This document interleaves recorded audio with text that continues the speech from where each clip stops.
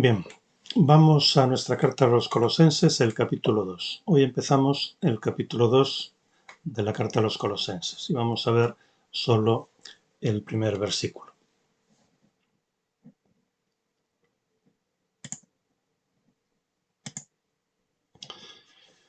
Dice allí, vamos a leer los 10 primeros versículos. Dice, porque quiero que sepáis cuán grande lucha tengo por vosotros y por los que están en la Odisea y por todos los que no han visto mi rostro en persona, para que sean consolados sus corazones, unidos en amor, hasta alcanzar toda riqueza de plena certidumbre del entendimiento, a fin de conocer completamente el misterio de Dios, que es Cristo, en quien están escondidos todos los tesoros de la sabiduría y del conocimiento.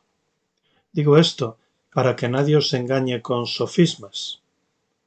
Los sofismas son cosas que parecen ciertas, pero son mentiras. Versículo 5. Pues, aunque estoy ausente en el cuerpo, no obstante, en el espíritu estoy con vosotros, regocijándome y viendo vuestro buen orden y la firmeza de vuestra fe en Cristo. Por tanto, de la manera que recibisteis a Cristo Jesús el Señor, vivid en Él, arraigados y sobreedificados en Él, y afianzados en la fe, como fuisteis enseñados, rebosando en acción de gracias. Mirad que no haya quien os esclavice por medio de filosofías y huecas sutilezas, según la tradición de los hombres, conforme a las presuposiciones del mundo, y no según Cristo. Porque en Él vive corporalmente toda la plenitud de la naturaleza divina, y habéis sido hechos completos en Él, el cual es la cabeza de todo principado y potestad. Este capítulo 2 lo vamos a dividir en 4 partes. Aquí vamos a encontrar 4 advertencias de Pablo. Una contra las filosofías ilusorias, contra el misticismo. Otra contra el ceremonialismo judío. La primera, de los primeros 10 versículos, el ceremonialismo judío, versículos 11 al 17.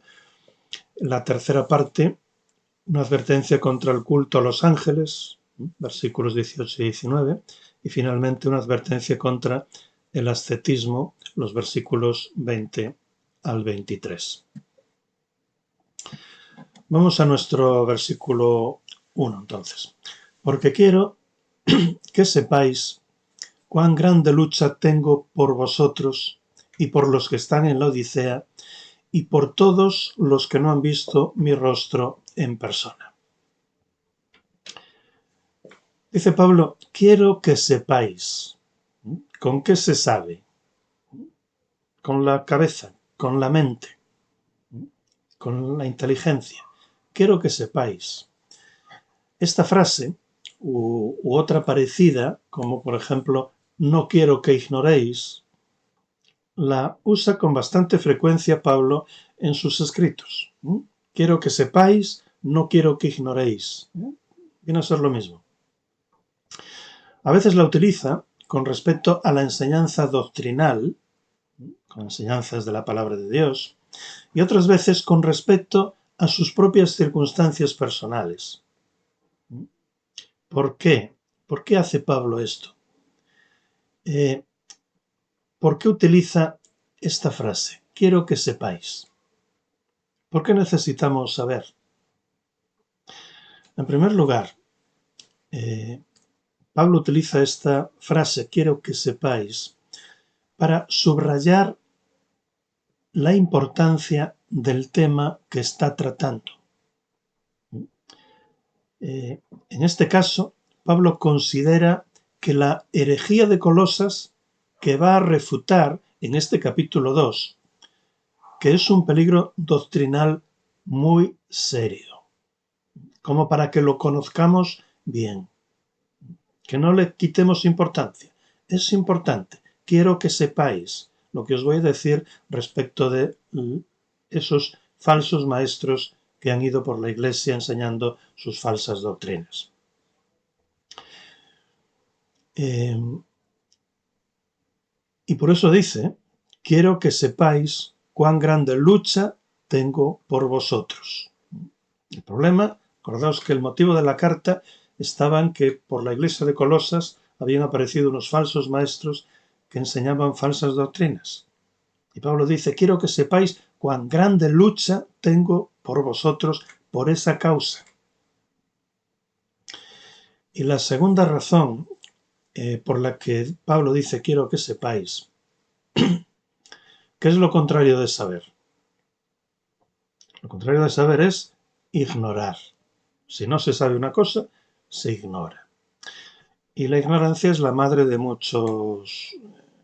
nuestro caso, de muchas falsas doctrinas, de muchos problemas.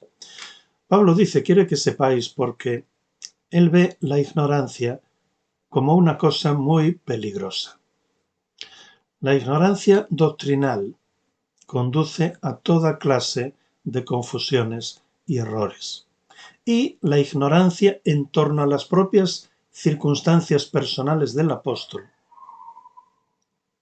puede conducir también a malentendidos en cuanto a sus intenciones. Así que Pablo quiere que la gente sepa, porque es mejor saber que ignorar. Entre nosotros, hermanos, como buenos hermanos, deberíamos de conocer nuestras propias circunstancias personales. Pablo da a conocer sus circunstancias personales allí en la cárcel en Roma y explica cómo eran esas circunstancias, para que no hubiera malos entendidos. Es bueno que nosotros nos conozcamos los unos a los otros, pero no solo en la capilla, en el culto, sino también de manera personal, en nuestras circunstancias personales. Eso es lo normal entre hermanos. Entonces, porque quiero que sepáis cuán grande lucha tengo por vosotros. Comienza este versículo 1, este capítulo 2, con una conjunción. Porque. ¿Veis? Dice, porque quiero que sepáis. Así empieza el capítulo 2. Es una conjunción causal que introduce una oración que va a explicar a la anterior. Lo que va a decir ahora explica a la anterior. La anterior era el versículo 29, el último versículo, que dice, en lo cual también me fatigo luchando. Luchando, ¿os acordáis? Agonizomai. Luchando con agonía, agonizomai. En lo cual también me fatigo luchando conforme a su energía, la cual me energiza con poder, con dunamis, con dinamita. Y ahora empieza el versículo 1 diciendo, porque quiero que sepáis cuán grande lucha. Y utiliza la misma palabra, agón. En el versículo anterior era agonizomai, porque era un verbo, luchando, y aquí es un sustantivo, lucha. Cuán grande lucha, agón. Utiliza la misma palabra en el versículo 29 y ahora en el versículo 1. Es pues más que evidente que el versículo 1 es una continuación del 29, porque Pablo está escribiendo una sola carta. No está escribiendo 4 capítulos, como tiene la carta, ni mucho menos está escribiendo versículos. Cuando Pablo escribió la carta, lo hizo todo seguido, sin capítulos, sin versículos. Era una carta normal. Nosotros la hemos dividido en capítulos y también la hemos dividido en versículos para estudiarla con más facilidad. Pero en el original, cuando Pablo escribió, no había ni capítulos ni versículos. Era una carta normal escrita todo seguido. Pablo, en el capítulo 1, habló de su ministerio de manera general. ¿Os acordáis que vimos 7 puntos sobre su ministerio? Y habló sobre su ministerio de manera genérica. Y ahora va a demostrar que lo que acaba de decir de manera general y teórica se concreta en lo que él siente y hace por las iglesias del Valle del Lico. Colosas estaba en un valle y en ese valle había otras dos iglesias, Hierápolis y la Odisea. 3 iglesias en ese Valle del Lico. Porque quiero que sepáis cuán grande lucha tengo por vosotros. Ya explicamos de dónde venía esta palabra lucha. En el capítulo 29 era luchando, agonizomai, de donde viene nuestra palabra agonía, y aquí lucha es agón, de donde viene nuestra palabra agonía. Es el mismo origen de la palabra. Así que Pablo luchaba agónicamente, se preocupaba agónicamente por los problemas que tenían en la iglesia de Colosas. Porque quiero que sepáis cuán grande lucha tengo por vosotros y por los que están en la Odisea y por todos los que no han visto mi rostro en persona. A veces conocemos a personas de oídas, pero nunca los hemos visto en persona, ¿verdad? Pues esto sucedía con Pablo y estas 3 iglesias del Valle del Lico. Aquí encontramos 2 ideas erróneas que a veces se nos vienen a la cabeza. Cuando dice, y por todos los que no han visto mi rostro en persona. La primera idea errónea es que Pablo nunca estuvo en la ciudad de Colosas. ¿Estuvo o no estuvo Pablo en la ciudad de Colosas? Cuando Pablo empezó su tercer viaje misionero, se dirigió hacia Éfeso, donde habría de quedarse por 3 años. Y de camino iba confirmando a las iglesias que había fundado en sus anteriores viajes misioneros. Las iba confirmando, pero no iba fundando nuevas iglesias. Iba de paso, paraba en las iglesias que había fundado anteriormente y estaba allí pues unos días. Y luego seguía camino porque su destino era Éfeso, la ciudad de Éfeso. Así que no fundaba nuevas iglesias, porque para eso hay que quedarse más tiempo. Pues camino de Éfeso, desde Jerusalén hasta Éfeso, camino de Éfeso, pasó por el Valle del Lico. Incluso pudo hacer noche allí en Colosas, en Hierápolis o en la Odisea. Y pregunto, ¿por qué no visitó las iglesias de esas ciudades? Pues sencillamente, porque aún no existían esas iglesias. Cuando Pablo pasó por allí, no había iglesias ni en Colosas, ni en la Odisea, ni en Hierápolis. Fue cuando estaba residiendo en Éfeso que se convirtió un tal Epafras, que se menciona en esta carta que ya hemos visto, Epafras, que era natural de Colosas. Y cuando éste regresó a su tierra, fue él quien fundó las 3 iglesias. Pablo estaba en Éfeso, ahí se convirtió Epafras regresó a Colosas y luego allí fundó Epafras las 3 iglesias. La segunda idea errónea, o sea que en primer lugar Pablo sí pasó por allí, pero en aquel momento por las ciudades, pero no había iglesias en aquel entonces. La segunda idea errónea es que Pablo no conocía a nadie de esas 3 iglesias.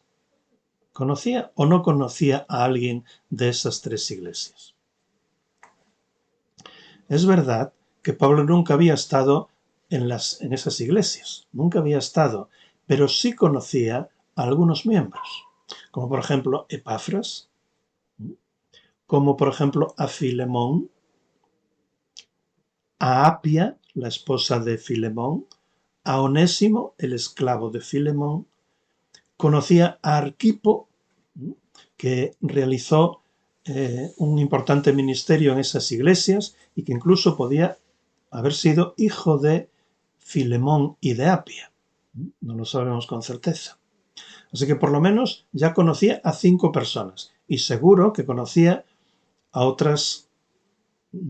más personas de esas iglesias. Pero la verdad es que Pablo nunca había estado en las congregaciones de esas iglesias, reunido con ellas.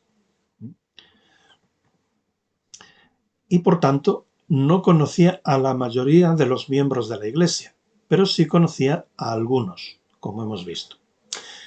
De igual manera, la gran mayoría de los miembros de esas iglesias nunca había visto a Pablo, pero sí sabían muy bien quién era Pablo. Lo que sí sabemos es que ni Colosas, ni Laodicea, ni Hierápolis eran la iglesia local de Pablo. No eran su propia iglesia. Ni él las había fundado, ni nunca habían visto su rostro en esas congregaciones. Sin embargo, Pablo siente una preocupación agónica por sus problemas. Pablo se está preocupando de manera agónica por los problemas de unas iglesias que no son sus iglesias.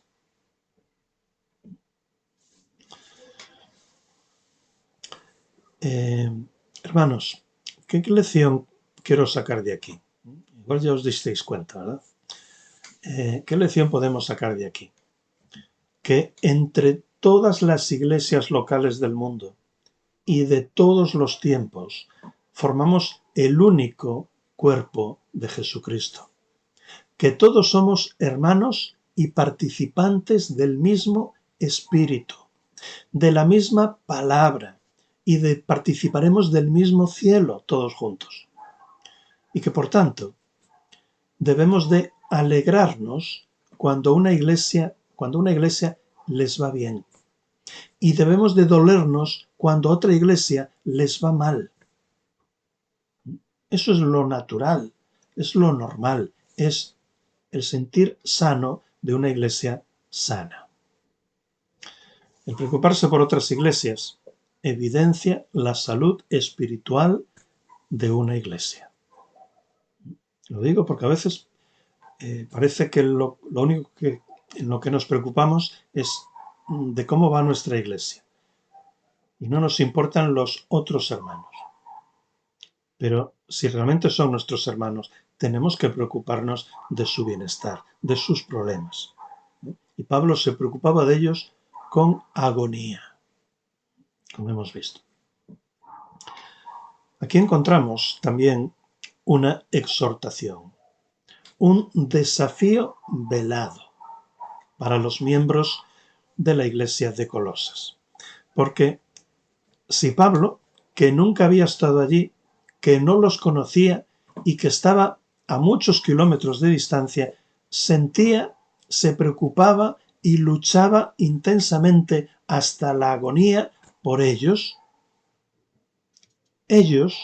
con mayor motivo, también debían de preocuparse los unos por los otros y debían enfrentarse con firmeza al peligro de los falsos maestros y de sus herejías, sin caer en la desidia y la despreocupación, que a veces nos pasa. Hermanos, es fácil ver las herejías de otras iglesias y no hacerles caso, no estudiarlas ni tratarlas en nuestra propia iglesia. Eso sucede allá, no en nuestra iglesia. Pero puede suceder que un hijo se nos vaya tras ellas, o que por nuestra ignorancia, sutilmente, alguna de ellas se nos vaya metiendo en nuestra propia iglesia. ¿Qué ejemplo el de Pablo? Él estaba en la cárcel, pero no pasaba ocioso y aburrido el día. Aunque estaba impedido físicamente para desplazarse, lo llenaba de actividad mental y espiritual, escuchando los informes de sus colaboradores, como Epafras, orando por las iglesias, estudiando los errores de los falsos maestros y cómo podían ser contrarrestados mejor. Escribía cartas. ¿Qué ejemplo el de Pablo? En medio de sus dificultades nos es ejemplar a nosotros. Cuán grande lucha tengo por vosotros y por los que están en la Odisea. Y a la luz de Colosenses 4:13, seguro que incluía también a la iglesia de Hierápolis. Estas tres iglesias del Valle del Lico estaban tan cerca la una de la otra que si un peligro espiritual amenazaba a una, era casi inevitable que afectara también a las otras dos, porque estaban muy cerca. Pero los tiempos han cambiado. Con los medios de comunicación que existen hoy, con coches, barcos, aviones, libros, la radio, la televisión, Internet, sobre todo Internet hoy en día. Con todos esos medios de comunicación, un señor de Australia, que está al otro lado del mundo, puede estar influyendo hoy a un creyente o a una iglesia de Ferrol. Para mal o para bien, porque no todo es para mal, pero alguien muy lejano puede estar influyendo, de hecho influye en nosotros desde su lugar. No es como antes, que las noticias llegaban con mucho retraso, que para que circulara una herejía tenían que pasar muchos meses. Hoy, instantáneamente, a través de Internet, pues nos llegan a nuestro ordenador, a nuestra tablet, a nuestro móvil de casa, que llevamos en el bolsillo. A través de esta carta vemos cómo la iglesia de Colosas estaba siendo asediada por unos falsos maestros que enseñaban falsas doctrinas. Pero hoy nosotros, la iglesia del Olivo, nosotros, y la iglesia en general, no estamos mejor. Porque también estamos siendo asediados por los soldados del Dios de este siglo. Y estamos siendo bombardeados con sus falsas doctrinas, algunas de las cuales son evidentes y enseguida las descartamos. Pero otras, repito, son muy sutiles y se nos cuelan sin darnos cuenta. Por ejemplo, las revelaciones privadas. Y vamos a dejarlo ahí, ya lo trataremos otro día. Quisiera decir también, para terminar hoy, que no solo en el capítulo 1, sino también en el capítulo 2, el apóstol está proclamando a Cristo como el único y todo suficiente Salvador. No solo lo hace en el capítulo 1, también lo hace en el capítulo 2. Además, en ambos capítulos, la nota predominante es positiva. Cristo es presentado en toda su majestad y riquezas como fuente de cuantas cosas puedan los creyentes necesitar. Cristo es el soberano Señor, el preeminente en todo. En Él estamos absolutamente completos, no necesitamos nada más. No obstante, existe una marcada diferencia entre los dos capítulos. Mientras el capítulo 1, en el capítulo 1, el aspecto negativo, es decir, la refutación del error, mientras el aspecto negativo solo se presupone tácitamente, en el capítulo 2 se expresa claramente y con fuertes advertencias. A través de lo que decía Pablo en el capítulo 1, que hablaba de Cristo, adivinábamos lo que trataba de contrarrestar de las herejías que trataba de contrarrestar en la iglesia de Colosas. Pero en el capítulo 2 ya no las adivinamos. En el capítulo 2 él menciona claramente, con fuertes advertencias, cuáles eran esas herejías, sin dejar de resaltar a Cristo, en el mismo capítulo 2. Veámoslo. Versículo 4 nos dice: digo esto para que nadie os engañe con sofismas. ¿Qué eran los sofismas? Dice la Real Academia Española que un sofisma es una razón o argumento falso. Una razón o un argumento falso, pero con apariencia de verdad. Y Pablo dice: que nadie os engañe con sofismas. Tiene apariencia de verdad, pero es falso. Que nadie os engañe. Y para conocer lo falso, el billete falso, hay que conocer primero el billete verdadero para darse cuenta. Hay que conocer en qué consiste la herejía que está sucediendo en el otro lado del mundo, para que cuando llegue a nosotros, que llegará, no se nos cuele. En el versículo 8 también dice: mirad que no haya quien os esclavice por medio de filosofías y huecas sutilezas, según la tradición de los hombres, y conforme a las presuposiciones del mundo, y no según Cristo. ¿Veis? Directamente les está diciendo que aquellas enseñanzas de los falsos maestros de Colosas eran filosofías, eran sutilezas pero huecas, sutilezas huecas, eran tradiciones de los hombres, eran presuposiciones del mundo. Que en el mundo se dan muchas cosas por supuestas y luego no son verdaderas. Por ejemplo, se da por supuesto el divorcio en el mundo, pero delante de Dios no vale. En el mundo se da por supuesto la validez del aborto dentro de un determinado tiempo, pero Dios no permite el aborto desde el momento de la concepción. En el mundo se da por supuesto, se dan por supuesto las relaciones sexuales antes del matrimonio, pero para Dios no es así. Entonces, estamos muy influenciados por la cultura del mundo y esas cosas son bastante evidentes para nosotros, pero hay otras que son sutilezas, que nos pasan más desapercibidas y nos las están colando. Versículos 16 y 17 también hablan directamente contra las herejías de Colosas. Por tanto, nadie os juzgue en comida o en bebida o con respecto a solemnidades o novilunio o sábados. Está hablando del judaísmo, del ceremonialismo judío, que quería imponer ese ceremonialismo judío a los creyentes de Colosas.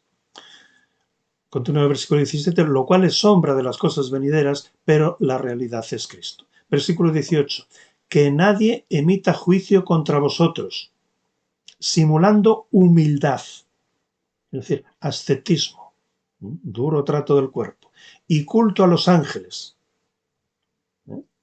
Está hablando contra el culto y la intermediación de los ángeles, que los maestros de Colosas querían imponer.